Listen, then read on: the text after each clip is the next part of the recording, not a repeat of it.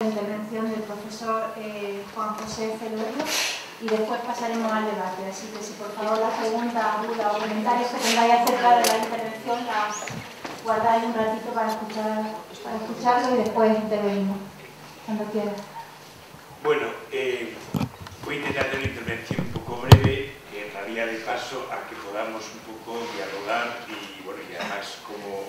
ya es una hora un poco así, bueno, que nos dé paso a aquello de la actividad humana, esa que es, en fin, tomar algo para poder seguir, consumir energía, para poder seguir tirando a la tarde, ¿no? Que tenéis más cosas. Bueno, a ver, yo cuando me invitaron, me invitó las colegas, la compañera de CICODE, pero bueno, CICODE, yo estoy pensando si era yo el personaje apropiado para estar aquí, ¿no? Hay otra gente que yo creo, bueno, como la compañera Kelly, como Mariluz, como Sandra, que son gente que es, de alguna manera, parte de la gente que está haciendo un tipo de investigación, promoviendo dinámicas de investigación y, bueno, que podría estar aquí tranquilamente, ¿no? Me imagino, y lo comentamos, que, bueno, que tenía interés por aquello de que Goa, en conjunto, era igual una experiencia. Bueno, hay alguna gente que a este tipo de cosas lo llama lo de think tank, de grupos de pensamiento un poco organizados, de presión y tal. No nos gusta mucho eso, pero sí que es una experiencia un poco organizada y con una tradición de bastante tiempo en el ámbito de la educación para el desarrollo, en el ámbito de la cooperación, en el ámbito del debate, de la crítica al desarrollo. Bueno, y de alguna manera podíamos, a partir de ahí, hacer alguna cierta reflexión y compartirla y discutirla y tal, ¿no? Con lo cual, bueno, pues me animé, me animaron y bueno, y aquí estoy, ¿no? Y me imagino que igual ayuda también aquello de ser una de la gente, bueno, pues ya calva, ya con ciertos años y que, bueno, llevamos en el área de investigación de educación para el desarrollo de Goa, pues algo así como casi 24 o 25 años, ¿no? Bueno, entonces, sin más,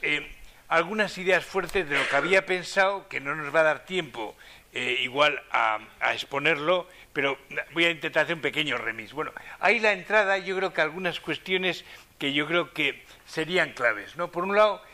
una cuestión que tiene que ver con en qué medida lo que estamos haciendo tiene que ver con una cuestión de descolonización, y probablemente también incluso de romper la idea. Yo esta mañana cuando el compañero hablaba de un libro un poco atípico, ¿no? Y hablaba de la deriva, ¿no? De un libro hecho a la deriva, una investigación hecha a la deriva, yo creo que debiéramos de pensar que cuando hablamos de investigación en educación para el desarrollo estamos hablando igual de una investigación un poco a la deriva, una deriva de la investigación o una universidad a la deriva, una deriva de la universidad o una de ciencia a la deriva, una deriva de la ciencia, pero que igual es necesario para descolonizar prácticas de cómo hemos pensado, digamos, la ciencia, la investigación, el poder, la organización social, porque probablemente necesitamos poner patas arriba y meter al modelo social un poco a la deriva, y parte de alguna manera de la educación para el desarrollo es contribuir a esa deriva y de alguna manera convertirla en fuerza creativa y transformadora, y eso tiene que ver mucho con la descolonización, ¿no? Y de alguna manera, en qué medida el modelo que construyó la modernidad de ciencia tiene que ver también con modelos coloniales y modelos de, digamos, de dominio, de poder y de pensar la sociedad y tal de una determinada manera. Yo creo que otra clave importante es, de alguna manera, nuestra lógica y nuestra relación con el empoderamiento, ¿no? Y sobre todo con las prácticas de empoderamiento, del cual tenemos que aprender mucho del sur de América Latina y, de alguna manera, de unas prácticas sociales, digamos, de voluntad de emancipación y de construcción de discursos, de elaboraciones, de formas de pensamiento, de investigación, de participación, de muchas cosas, ¿no? Otra cuestión importante, a mí me parece, y por eso ponía ahí ese imagen a mí me deja un poco fascinado, que es la imagen de, digamos, el del sujeto atentándose a sí mismo, ¿no? Y hoy estamos en una época del modelo que ha llegado a tal nivel de exacerbación y tal nivel de lógica y lógica del propio desarrollo del modelo, que el propio modelo está subvirtiéndose a sí mismo y aumentando las grietas que debiéramos aprovechar, ¿no?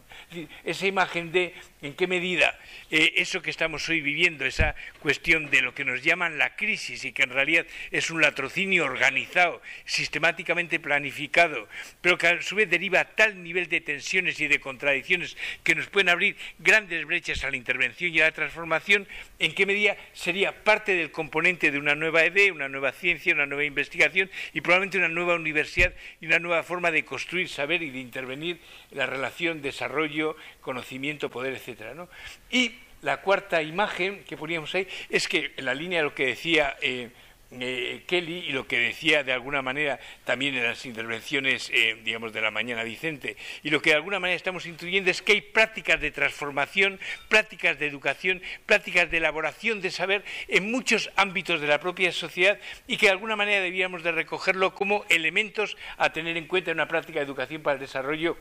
diferente, ¿no? Bueno, esta segunda imagen yo lo que había pensado era organizar la exposición presentando de alguna manera cómo en EGOA en general y cómo desde el Grupo de Educación para el Desarrollo hemos digamos, desarrollar una línea de crear pensamiento propio y de alguna manera hacer un tipo de investigación que en parte se ha hecho en parte de la academia, pero que tiene poco que ver con la academia y se ha hecho en procesos complejos que yo creo que de alguna manera mezclan mecanismos de participación, de investigación, de sistematización del conocimiento, de diálogo y de participación en procesos y que en realidad tienen muchas aristas, son procesos complejos y no se construyen en un solo acto y no se orientan a la línea de, digamos, de producir académicamente, sino producir saber con miles de contradicciones, producir saber para la transformación social, ¿no? Y eso implica investigación, formación, digamos, capacitación, procesos de alguna manera de interacción y de diálogo, procesos de dar espacio y poder a la gente y tal, ¿no? Y esa imagen esta imagen no sé muy bien de dónde era, de algunos de los momentos en los cuales se hicieron clases en la calle, yo creo que es de alguna, no sé si es de Madrid o de Galicia, o igual es hasta de Asturias, pero bueno, me da igual, ¿no? Que es la imagen de en qué medida la universidad, el saber, lo que nos hemos llamado la gente experta en producción, saber de alto nivel, somos gente que tenemos que salir a la calle porque la calle produce saber, produce conocimiento sobre sí mismo y de alguna manera produce un saber que le sirve para resistir, para construir y para actuar, ¿no? Y que de alguna manera ahí tendríamos que ver la lógica de una digamos, auténtica experiencia interesante cuando estuvimos en la investigación de educación para la ciudadanía global, es encontrarnos con la red de responsabilidad social que venís trabajando desde hace, que sé yo, también 20 y tantos años y que implica una práctica también de producir saber, de producir academia, de producir universidad un poco diferente, ¿no?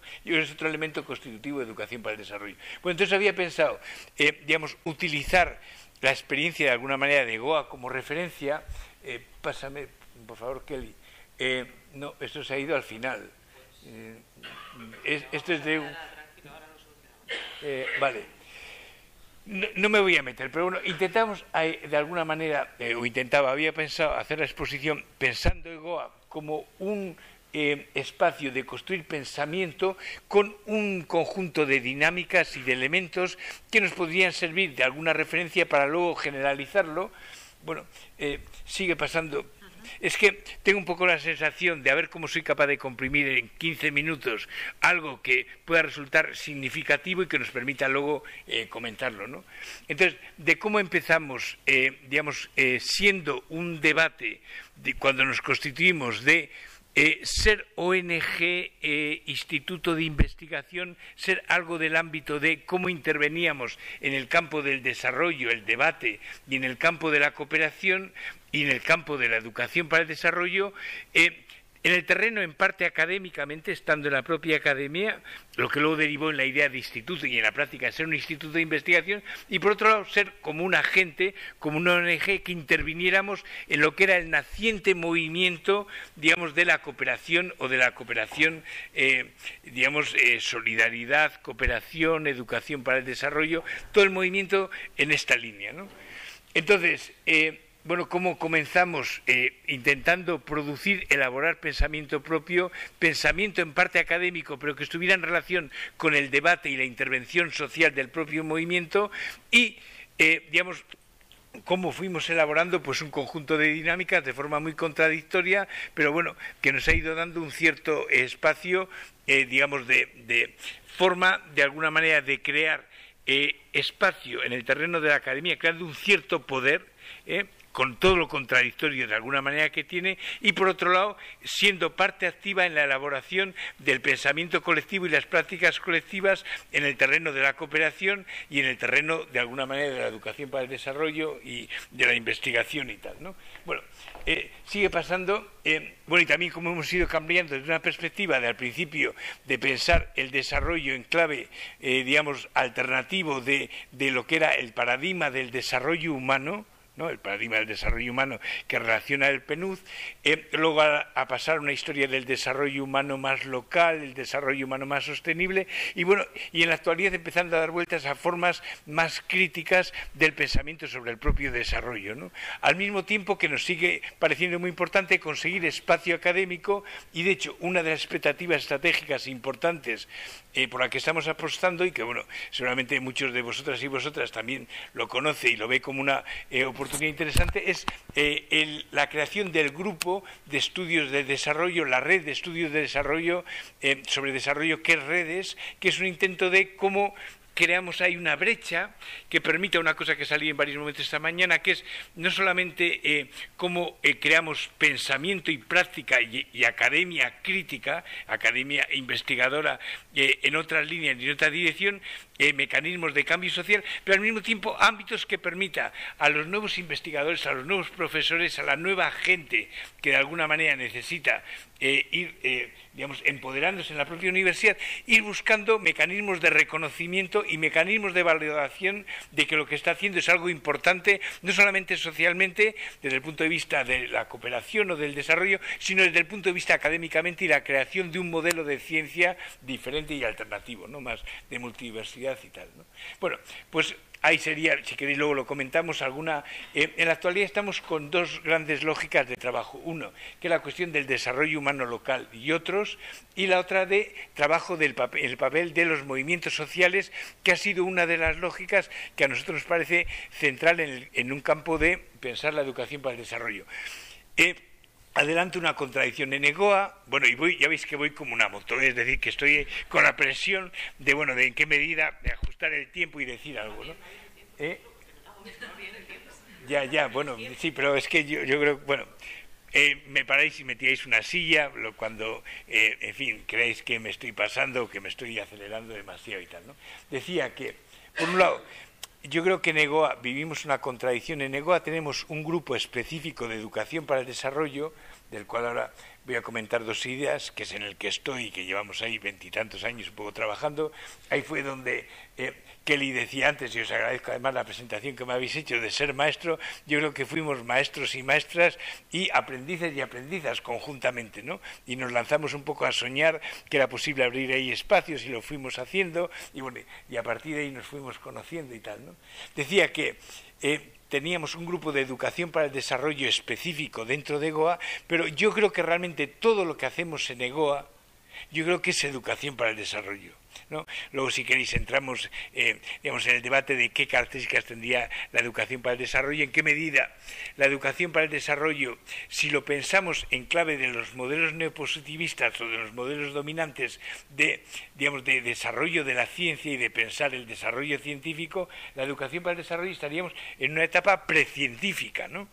Por un montón de razones, ¿no? Y yo creo que en realidad lo que pasa es que yo creo que la educación para el desarrollo probablemente sea una de las líneas, con otras muchas, que estamos impugnando los modelos dominantes de la ciencia, y que en realidad no es que estemos en una etapa precientífica, es que probablemente, digamos, la futura evolución de la ciencia, si la ciencia intenta recuperar su espacio de ser una herramienta social colectiva, digamos, común para el empoderamiento y el control, digamos, de las propias sociedades, del futuro y del presente que queremos hacer y que queremos construir, digamos, tiene que ser otro modelo de ciencia, y por tanto ese debate, digamos, que nos planteaba los modelos de institucionalización de la academia clásica neopositivista, que es etapa precientífica, y en algún momento se va institucionalizando, y en la medida que se está institucionalizando y convirtiéndose en auténticos aparatos aparatos de poder, entonces sí que llega a ser ciencia y se reconoce como ciencia y los poderes de la academia lo reconocen como ciencia, ¿no? Bueno, yo creo que estamos un poco ahí y eso nos plantea contradicciones interesantes como eso que estoy diciendo. ¿En qué medida, digamos, dentro de Goa la educación para el desarrollo es un campo específico o en qué medida resulta que todo lo que estamos haciendo en EGOA y plantea problemas que tiene que ver con lo que comentaba esta mañana de la interdisciplinariedad, transdisciplinariedad, la ruptura de las especializaciones, en qué medida un saber relevante hoy es un saber que, digamos, que no puede estar ubicado en un espacio específico, necesita reclamos colectivos y en qué medida tiene que ser un saber que esté constantemente en debate, en diálogo, en empoderamiento, digamos, con la propia gente, con el movimiento de cambio, el movimiento de transformación, y entonces necesita hacer investigación, formación, producción técnica, producción de alguna manera y distribución de saber, es decir, los ámbitos clásicos que hacen la universidad, pero que tienden a especializarse y a convertirse en partes, digamos, que tienen lógicas diferentes, por eso es tan difícil transversalizar las cosas y las líneas en nuestra propia academia, eso tenemos que irlo rompiendo porque es imposible hacer saber relevante si no investigamos, no es posible hacer saber relevante si no lo sometemos al debate común, al debate colectivo, no es posible hacer saber relevante si no mezclamos sistematización con evaluación. Si no mezclamos, es decir, eso al mismo tiempo con la formación, con la investigación, con la creatividad, con, es decir, el conjunto de elementos que de alguna manera hacemos en la vida académica y que hacemos en una vida académica relevante, digamos, transformando y teniendo que romper fronteras, y lo que pasa es que al mismo tiempo, en la medida que lo hacemos en la academia, esto nos llena de contradicciones, como Kelly estaba reflexionando, en lo que nos estaba comentando, en los espacios de Bolonia y en los espacios pre-Bolonia, y probablemente, si no rompemos las claves, en los espacios post-Bolonia, ¿no? Porque, bueno, Bolonia, yo no sé en qué medida lo necesitan cada vez más rehacer, ¿no? Bueno, entonces, lo que decía es que trabajamos en clave de desarrollo humano, en clave de movimientos sociales y, digamos, creemos que un elemento clave fundamental de la educación para el desarrollo es cómo mezclamos la clave de cómo pensamos el modelo del desarrollo, cómo pensamos los modelos emergentes que están construyéndose en la práctica y cómo pensamos qué relación tiene eso con unos modelos de socialización que circulan en todos los ámbitos de la vida social y que necesitamos recuperar como parte del discurso crítico de la educación, socialización, en la cual la educación para el desarrollo tiene que transformarse en una educación para la transformación, para la creación de espacios de cambio, de espacios críticos, y además reconociendo que ya se está haciendo, algo que planteaba esta mañana que es muy importante, que es en qué medida visibilizamos lo que en muchos espacios se está haciendo, cómo los enredamos para construir ámbitos de reforzamiento del poder y al mismo tiempo lo reflexionamos como ámbitos en los cuales estamos cambiando el mundo en el terreno local concreto, que es donde la gente lo podemos hacer realmente, y en el terreno global, ¿no? De ahí la universidad tiene un papel, yo creo que especialmente importante, precisamente porque venimos de una tradición en la cual suponíamos que la construcción del saber era partir de lo concreto para transformarlo en algo generalizable. Y en ese debate de lo concreto y lo universal, que era el modelo de la ciencia, yo creo que hoy tenemos que discutirlo desde muchas claves, pero hay cuestiones interesantes, digamos, de la construcción de ese saber general y el saber concreto, digamos, que tendríamos que profundizar y tal, ¿no? Bueno, yo creo que en el grupo, si pasa, por favor, en el grupo de Educación para el Desarrollo os iba a comentar, pero bueno, no lo voy a hacer, si luego a alguien le interesa, lo hago todo lo que queráis, ¿no? Cómo hemos ido construyendo también nuestro propio espacio de investigación en esos procesos a largo plazo, en lo cual yo creo que hemos hecho investigación crítica, investigación reflexiva, investigación de alguna manera compartida, investigación expandida, en definitiva, investigación que ha ido trabajando a través de muchos niveles, mezclando formación, investigación, intentos de sistematizar el conocimiento, intento de abrirlo al propio debate y reincorporarlo a los nuevos modelos, de alguna manera, de investigación, con creación de materiales, en fin, desarrollos de redes, ensayo y análisis de innovación. Bueno, muchas cosas que, digamos, que la academia no reconoce como investigación académica de excelencia, que se diría en la actualidad, ¿no? En otros momentos lo llamaban de otra manera, pero que yo creo que son prácticas de investigación en la buena dirección y que de alguna manera tenemos que irlas empoderando como la lógica investigativa que en la universidad habría que ir impulsando y que tenemos que irlo haciendo y que de hecho se está haciendo, ¿no? Bueno, en la actualidad, Dios, pasa por favor, sí. En la actualidad estamos avanzando en varios terrenos, ¿no? Por un lado, ya sabéis que a la hora de pensar la educación para el desarrollo se elaboró una teoría, me imagino que esos días habrá salido, la teoría de las generaciones, que le comentaba antes que en la actualidad estamos hablando de una educación para el desarrollo de quinta generación. Bueno, en EGOA estamos dando vueltas, y yo creo que en otros ámbitos críticos, en qué medida esta educación de quinta generación de la educación para el desarrollo tenemos que dar un salto más allá y pensar en una educación, no sabemos cómo llamarla así, para la transformación, para la transición, para el cambio, ¿no? De alguna manera, para otros espacios, digamos, en la cual tenemos que mezclar dos lógicas, ¿no? Cómo repensamos de forma diferente el desarrollo. De ahí hay expresiones muy interesantes, ¿no? Está toda la lógica del decrecimiento, toda la lógica del movimiento de transición, toda la lógica que deriva de la tradición, la crítica feminista, del movimiento feminista. Yo creo que hay una lógica ahí terriblemente interesante a rescatar. Toda la lógica que viene del mundo del summa causa y del buen vivir, es decir, de la lógica crítica que los movimientos indígenas en América Latina, forma parte de su pensamiento histórico y que llega a tener una repercusión política en las constituciones,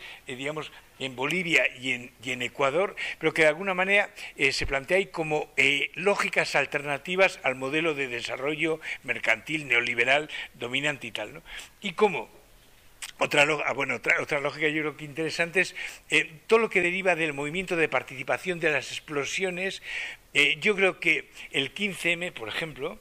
con lo mezclado ahora con las mareas y con las diversas iniciativas, ha hecho por la educación para el desarrollo, yo creo que lo que en otros ámbitos de educación para el desarrollo no habíamos conseguido en mucho tiempo. Entonces, yo creo que es ese pensar los nuevos movimientos como una educación para el desarrollo de nuevo tipo, yo creo que también tenemos que incorporarlo, ¿no? Y qué tipo de lógicas ahí están planteándose, educativas, socializadoras, de debate, de participación, de alguna manera, de extensión, de nuevas formas de atreverse a pensar de otra manera. Bueno, ahí hay una línea bastante interesante. Y al mismo tiempo pensar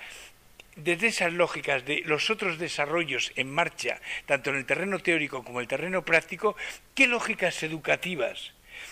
necesitarían, es decir, qué coherencia, qué halos en parte están dejando desde el punto de vista educativo y, por otro lado, qué coherencias educativas necesitaríamos para trabajar hacia el decrecimiento, para trabajar hacia el summa causae, para trabajar hacia las lógicas de la economía o la sociedad de los cuidados que plantea la tradición de la economía feminista y de otras lógicas del propio pensamiento feminista, la lógica de vidas vivibles, las lógicas de alguna manera de una democracia radical, una democracia en la cual las sociedades realmente podamos controlar a los poderes y podamos controlar los procesos de las lógicas de desarrollo que de alguna manera queremos y que de alguna manera demos poder a la gente, hagamos que el poder real radique en la gente y no en las estructuras que se nos imponen y que de alguna manera bajo el nombre de democracia realmente hacen prácticas de poder que no tienen nada que ver con las necesidades, los derechos de la gente y tal como estamos viviendo, ¿no? Entonces, bueno, yo creo que andamos un poco ahí y intentando pensar lógicas, alternativas, lógicas, de trabajar por otro mundo y lógicas educativas, que de alguna manera esos procesos están generando y al mismo tiempo lógicas educativas que serían coherentes para potenciar e impulsar de alguna manera esos procesos, ¿no? Y eso ligándolo con toda la tradición de prácticas a su vez renovadoras que la propia práctica crítica en el terreno de la educación, de la pedagogía crítica y de otros ensayos de alguna manera tiene, ¿no? Entonces, ¿cómo de ahí vamos rehaciendo unas lógicas diferentes de educación para el desarrollo que tendríamos que dejar de llamar igual educación para el desarrollo como algo que tiene una relación exclusiva con el ámbito de la cooperación para el desarrollo? Yo creo que pensar educación para el desarrollo es pensar todos los ámbitos, de alguna manera, que están, y todos los espacios en los cuales generamos realmente desarrollo, o contradesarrollo, o alterdesarrollo, o resistencia al desarrollo, o lo que sea, en el fondo, cómo pensamos la organización social, y eso es economía, política, en fin, antropología, derecho, es de alguna manera todo, y cómo eso se reproduce, o cómo eso se resiste, y cómo eso se produce líneas alternativas de desarrollo, ¿no? Entonces, bueno, yo creo que estamos un poco dando vueltas ahí, ¿no? Pasar e incorporar esa lógica de feminismo, visión sur, es decir, visión global, visión desde otras claves que afectan tanto a las prácticas sociales como incluso a la construcción del modelo de ciencia, eso que comentábamos antes, de pensar multidiversidades, romper la idea de la unidiversidad que está en relación con lógicas, digamos, universales y al margen de los contextos concretos. Y una cosa que comentamos esta mañana, cómo a la hora de pensar cualquier cosa tenemos que pensar contexto, elemento, de alguna manera, de actuación, y esas lógicas de contexto y elementos de agente, pensarlo en sus diversas dimensiones a la hora de obtener conocimiento, práctica social, de intervención y de lo que sea, ¿no? Bueno, seguimos para adelante, porfa. Pásame. Bueno, bueno, componentes un poco claros. Claro, es que, sí lo había pensado de una determinada manera y luego, bueno, pues elementos importantes, no como pensar el planeta, no como pensar, las lógicas de unos modelos que de alguna manera están subvirtiéndose a sí mismos, ¿no? Y que nos hacen un planeta cada vez más inhabitable, un mundo en el cual incorporemos otra lógica en torno al cuerpo, a las relaciones colectivas, a la clave del desarrollo o lo que queramos plantear, la lógica de la organización social, a qué tiene que responder, ¿no? Y esas las lógicas de preservar las identidades, los derechos y de alguna manera las lógicas de la propia sociedad, ¿no? La lógica de que el feminismo,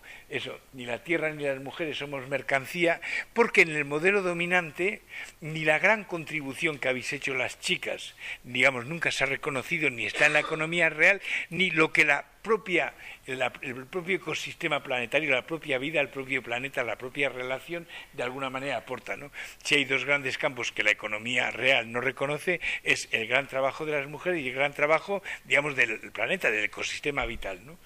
Entonces, bueno, en realidad, eso frente a los modelos en los cuales ahí vemos, ¿no?, el hiperconsumismo arrasa lo que sea, y bueno, y luego por otro lado el reconocimiento de alguna manera de la gente, ¿no? Bueno, entonces, cómo todos esos elementos influyen en la propia investigación. Entonces, Kelly, pásame, por favor.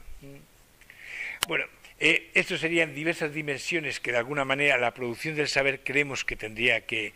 incorporarnos, una dimensión ética, la propia dimensión del carácter de la producción del saber, el propio carácter de la relación, del conocimiento y la práctica social, de la práctica transformadora, y de alguna manera las dinámicas de cómo creamos instituciones o trabajamos en las instituciones que de alguna manera organizan institucionalmente todo este sistema de mecanismos, ¿no?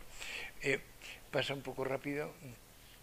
Bueno, esto es un intento de plasmar desde donde hemos pensado la educación para el desarrollo, la línea de la teoría de las generaciones, en la cual se ha producido una investigación en la cual el propio movimiento de cooperación ha ido intentando, y de educación para el desarrollo, ha ido intentando autorreconocerse y conocer,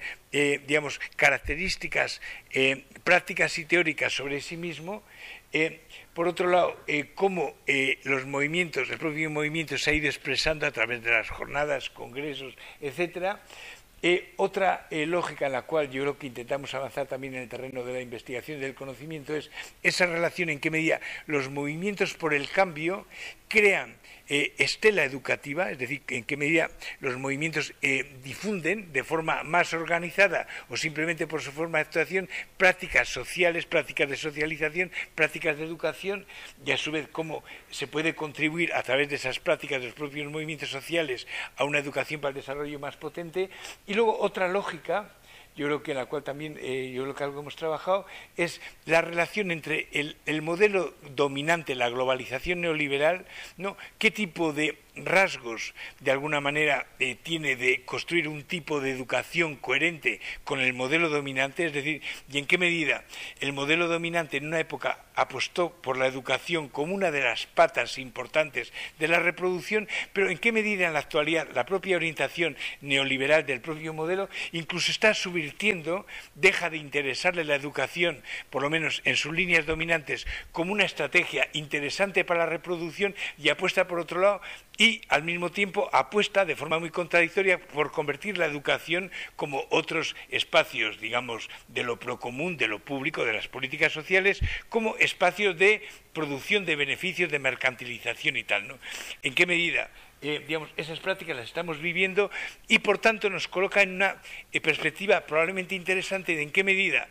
cuando hablamos de educación para el desarrollo, probablemente teníamos que pensar que en realidad la educación para el desarrollo, en realidad estamos queriendo hablar de un desarrollo de la educación o lo que es lo mismo. ¿En qué medida la educación para el desarrollo tendría que apostar con la defensa de la educación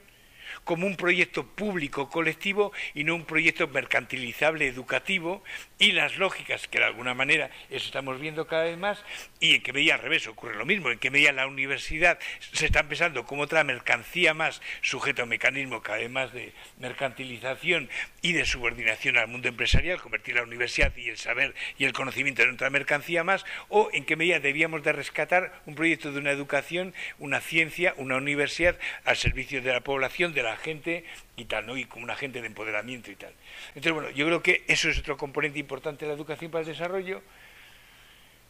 Bueno, esto era para hacer un pequeño intento de, bueno, de lo que hemos visto un poco de investigación, pues bueno, los congresos estatales generales. Ahora estamos trabajando en la preparación con una red de gente de universidades de diversos lados y de agentes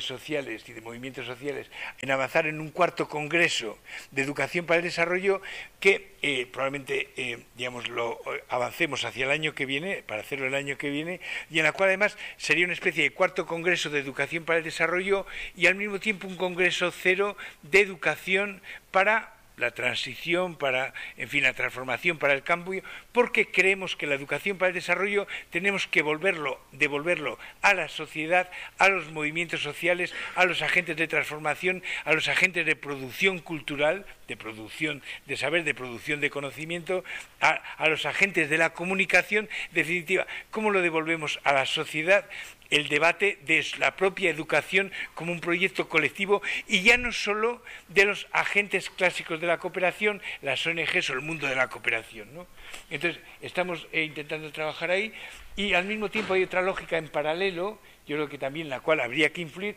que es la lógica de lo que han sido los congresos de universidad y cooperación, en la cual la educación para el desarrollo en una época, digamos en el primer congreso, cuando hicimos una pequeña investigación de ver cómo había ido eso, la evolución de la educación para el desarrollo en la universidad, la impresión que tenemos es que la educación para el desarrollo en el primer congreso se visualizaba más como una educación para el desarrollo en esta clave, que estamos un poco avanzando, y en la medida que han ido avanzando los siguientes congresos, en la lógica de la cooperación ha ido, digamos, poniéndose en primer plano y se ha ido creando un discurso en el cual la educación para el desarrollo en la universidad se liga casi a sensibilización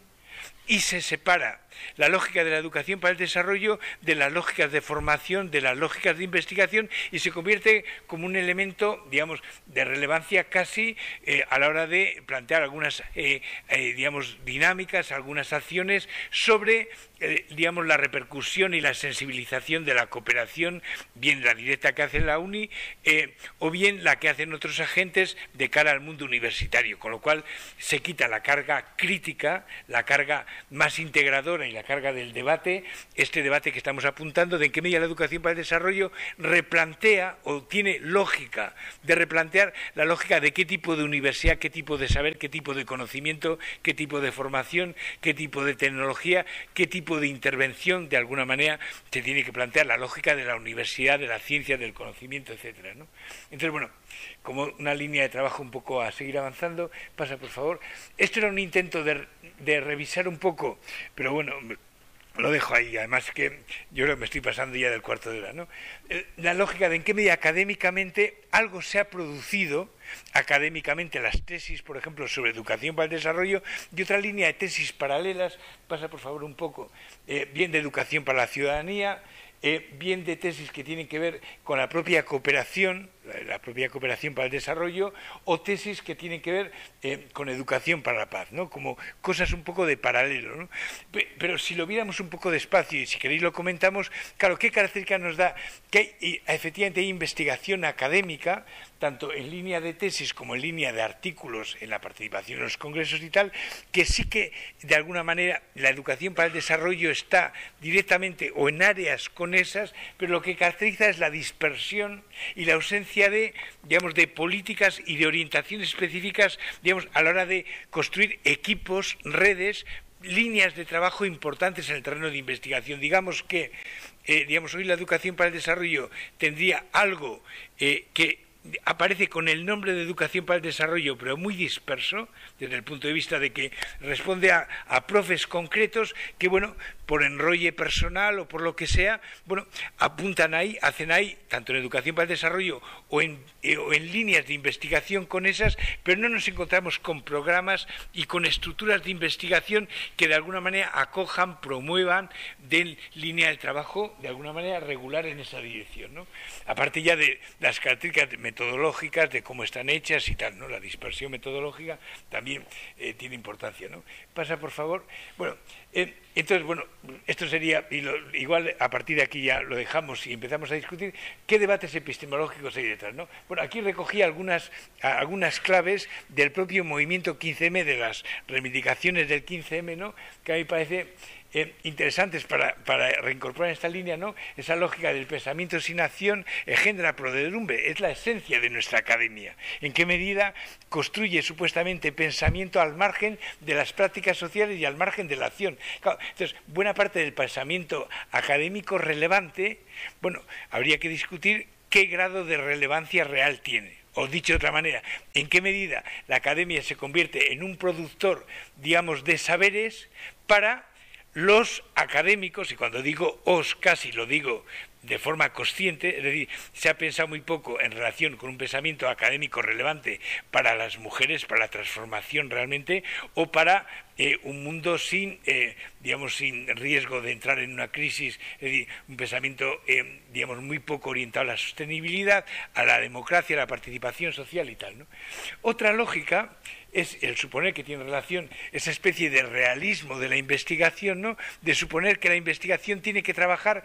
sobre lo existente y no sobre lo que tendría posibilidades de haber sido existido o de poder ser, reconstruido, creado y transformado, ¿no? Entonces,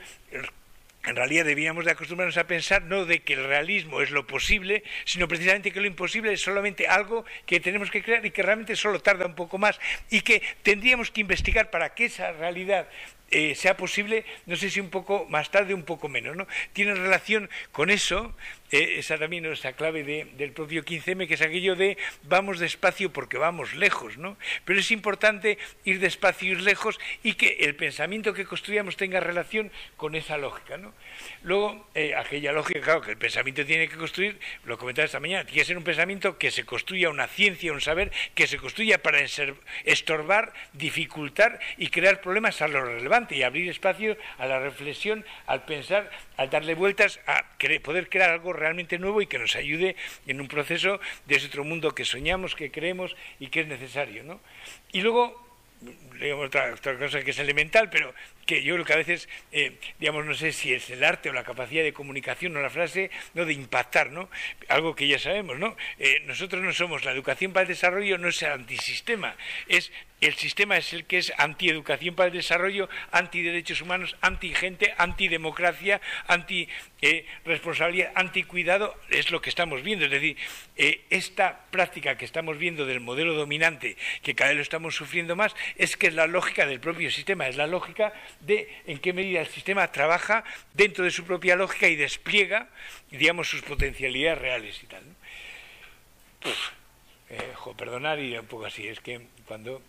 pasa un par de cosillas un poco más, sin más, ¿no? Entonces,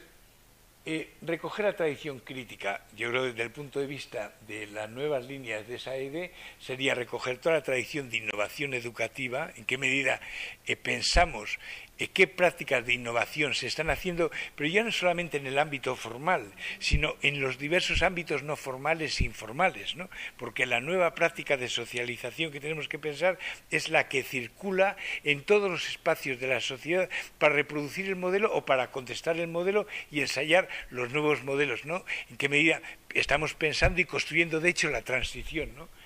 Otra línea importante es no solamente, digamos, la investigación, acción participativa como metodología, sino como una estrategia de producción de saber, ¿no? Es decir, la investigación tiene que estar relacionada con prácticas de transformación y con prácticas en las cuales reconozcamos a la gente y en la cual los académicos, digamos, creemos investigación con las lógicas de la gente, lo que decíamos de salir a los barrios, salir a la sociedad, salir al mundo y salir de alguna manera con los agentes que están transformando y entender la investigación como algo que constituye, contribuye y es parte de la propia transformación, ¿no? Toda la lógica de las pedagogías críticas, bueno, en fin, la lógica de la educación popular recuperada y tal, que si queréis lo comentamos y tal, y pasa por favor Kelly, en realidad si pensáramos una educación para la transición global, por lo menos lo que estamos dando vueltas en qué medida sería esa lógica de investigación-acción, ¿no? Como un elemento de estrategia, no solamente metodológica, recoger la tradición de lo que venía siendo la educación para el desarrollo como un impulso específico que, digamos, por la propia lógica de la educación para el desarrollo, tenemos que acabar pensando en esta lógica, esta educación alternativa, esta educación, digamos, toda la lógica de la inclusividad, es decir, una educación que sirva realmente para producir sociedades inclusivas, es decir, sociedades de equidad, sociedades de derechos, sociedades de alguna manera de participación, sociedades del reconocimiento, ¿no? Y en qué medida es parte fundamental en ese proceso, y luego la lógica de en qué medida eso tiene que plantearse en ámbitos locales, en ámbitos donde la comunidad pueda, digamos, expresarse, desarrollarse, y con claves procomunes o comunitarios, o como lo queramos llamar, ¿no? La lógica de una educación comunitaria empoderadora y emancipadora y tal, ¿no? Bueno, y pasa y tal, igual lo dejamos aquí. Y entonces, bueno, a partir de eso nos salen varias preguntas, pero no entro, algunas cuestiones para dejarlo ahí abiertas sobre el área de investigación, ¿no? Pasa, por favor, otro poquito. También un poco, de alguna manera, lógicas de en qué medida esas preguntas tienen relación con lo que hemos venido pensando, produciendo, investigando sobre la educación para el desarrollo, y bueno, y en qué medida nos hable otros derroteros y tal. Pero bueno, lo dejo aquí y siento haber ido a todo correr, esa sensación de trasladaros a través casi de ir a todo correr, sensación de estrés, ¿no? Yo creo que la educación para el desarrollo tendríamos que ser al revés, ¿no? Más despacio, tranquilita, no yendo lejos, pero bueno, a veces te encuentras así, que, bueno, quiere decir que lo siento, pero bueno, podemos seguir hablando ahora, que es seguramente más interesante, ¿no? Voy a centrarme en una cuestión de la exposición que has hecho y en una cuestión que es la que más me interesa a mí ahora mismo por la actividad que estoy desarrollando. Es la transformación y movilización social. Bueno, mi nombre es Félix, perdón. Soy creador, junto con otros compañeros, de distintos movimientos. Movimiento Ciudadano por el Cambio del Modelo Político, Plataforma Granada, Agrupación de Movimientos Ciudadanos, y últimamente estamos muy involucrados en la Ley Andaluza de Participación Ciudadana a través de Foro Andalucía, Ley Andaluza de Participación Ciudadana. Nosotros estamos tratando, voy a centrar ya en lo que es la ley esta, estamos tratando de difundir, de hacer llegar a la ciudadanía en general algo que consideramos que es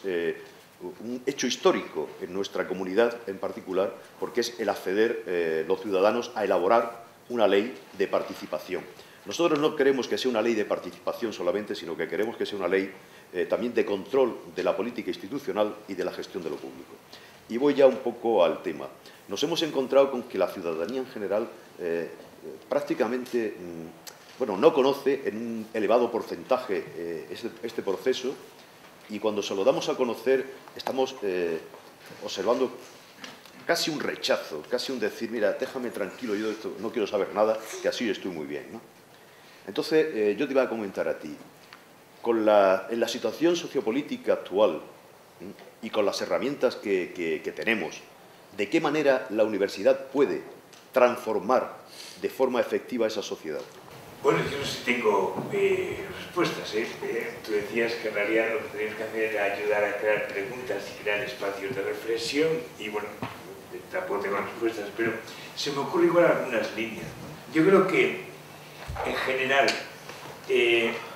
digamos, todo lo que esté significando pensamiento alternativo, pensamiento crítico, ¿no?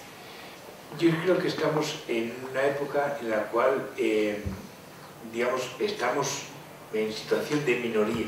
¿no? De minoría en el sentido de que, digamos, las lógicas del poder se han orientado a crear auténticos espacios culturales y prácticas sociales de aislamiento, ¿no? A través de mil y una historias, ¿no? Con el discurso de que el modelo dominante era un modelo indefinible y que siempre íbamos a ir mejor. El discurso de que en realidad esta crisis es terrible, pero intentar mantener la idea, relacionando la idea de que en realidad salir a la crisis es volver al modelo exactamente anterior y a ver si salimos de la crisis. Y discursos que tienen relación de decir, claro, la salida al paro, la salida al empobrecimiento es volver al desarrollo anterior, ¿no? Digamos, rompiendo la lógica de en qué medida el modelo de desarrollo anterior es terriblemente coherente y es, digamos, el elemento que está detrás del tipo de paro, de empobrecimiento, en fin, todo lo que podamos de alguna manera decir de la realidad, ¿no? Entonces, yo creo que somos al mismo tiempo herederos de eso, herederos de unos modelos de cultura y de producción de saber, también en el terreno crítico, en la cual no hemos conseguido, digamos, relacionar elementos de la vida cotidiana de la gente con los grandes discursos, ¿no?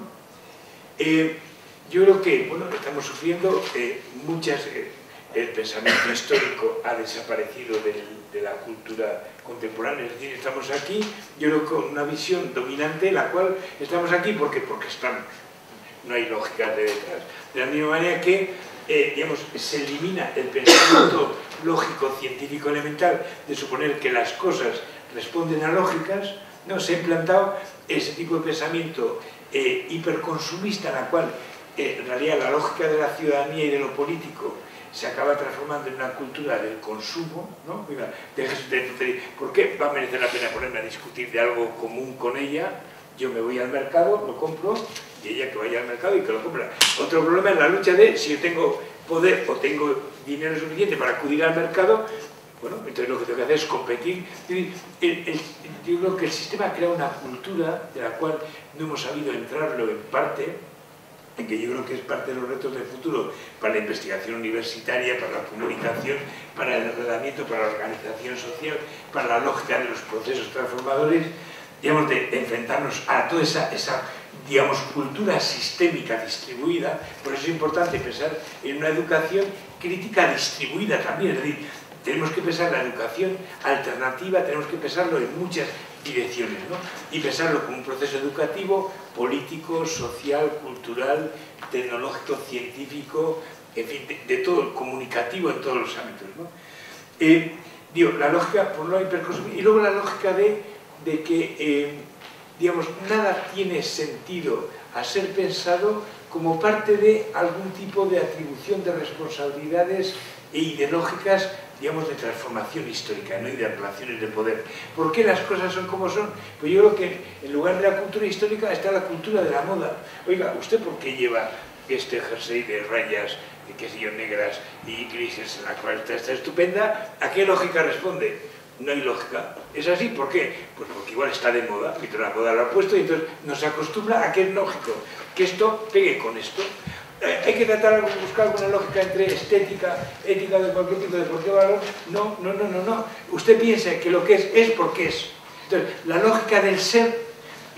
digamos, justifica el hecho. Es decir, no tenemos que buscar, digamos, lógicas históricas en el terreno cultural, con lo cual las claves del pensar, de la lógica del pensamiento social, se rompen y del pensamiento político. Entonces, si mezclamos hiperconsumismo con esta especie de la cultura de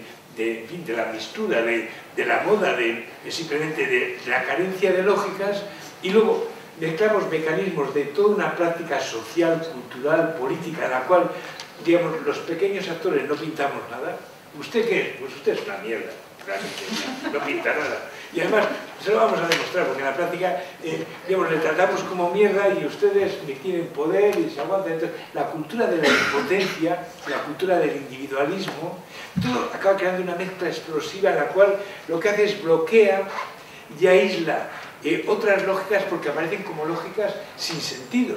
¿Para qué me voy a preocupar por algo colectivo, público y común? Excepto cuando lo pienso incluso como algo que me permite a mí consumir. Es decir, yo acudo a la sanidad pública incluso, no como un acto digamos, de público colectivo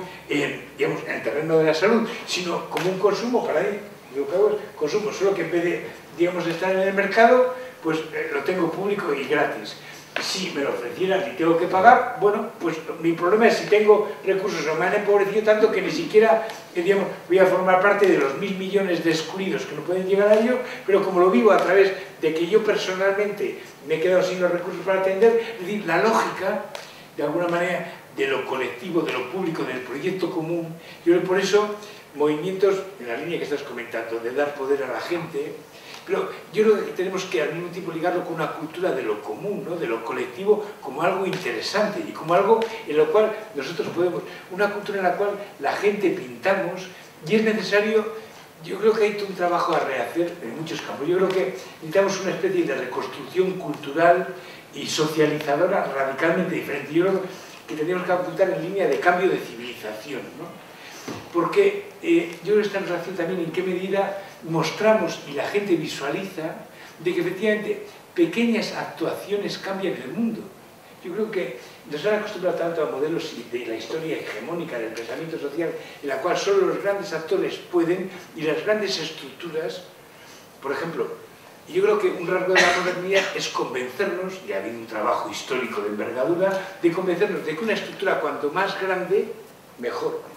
En todo caso se puede discutir cómo es más eficiente, pero las grandes estructuras mejor, y por tanto la lógica de que las estructuras son mejores cuanto más pierden el ámbito de lo local, pero claro, el ámbito de lo local es donde la gente estamos enraizados y donde la gente podemos poder y la gente podemos actuar, ¿no? Es cierto que, digamos, que parte de las lógicas y la conciencia de que lo local es cada vez más importante está en el rum por ahí, ¿no? Pero hay que reconstruirlo tanto lo local como el ámbito de en qué medida lo personal y lo colectivo son dos dimensiones que tienen que estar relacionadas. De ahí nos los seccionaron, ¿no? Todo el individualismo, en fin, el neoliberalismo y tal, acá hay auténticas barreras, ¿no? Entonces, claro, hay que reconstruir, oiga, usted es importante de la sociedad, usted es importante como parte de lo público, y lo público es muy importante para usted. La lógica, por ejemplo, construido por la práctica feminista, la práctica social que habéis hecho las chicas, como cultura y civilización histórica, que es ser las agentes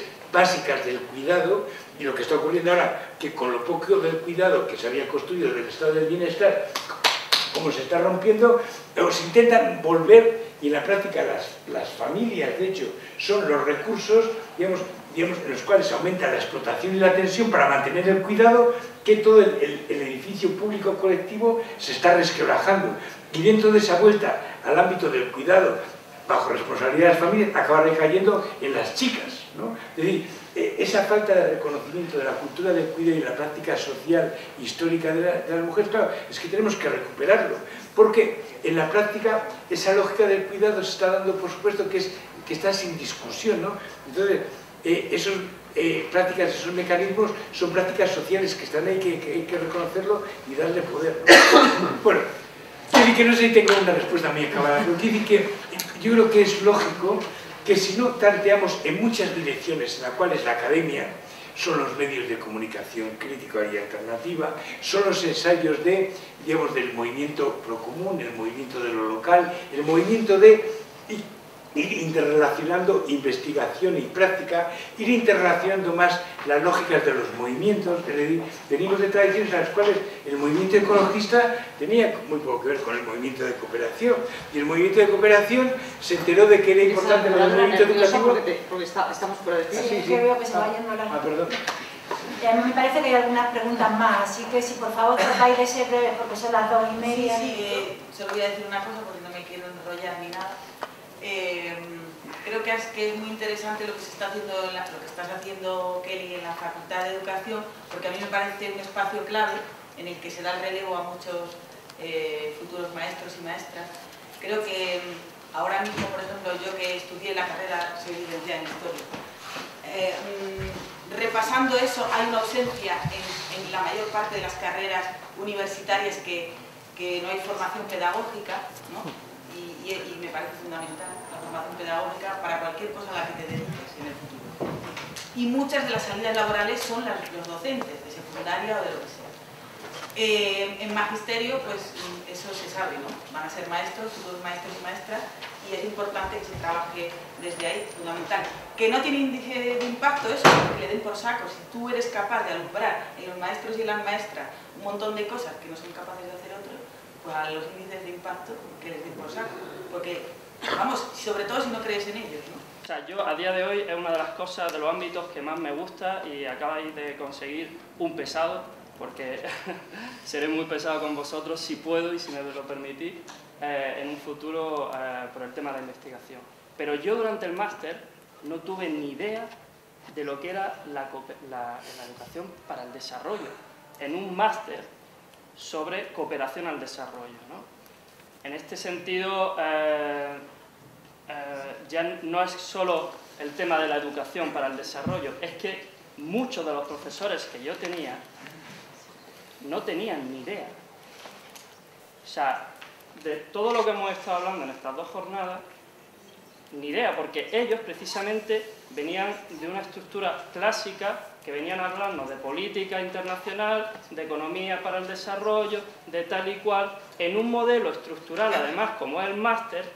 en el que viene 2 días, se va, tú le tienes que hacer un escrito,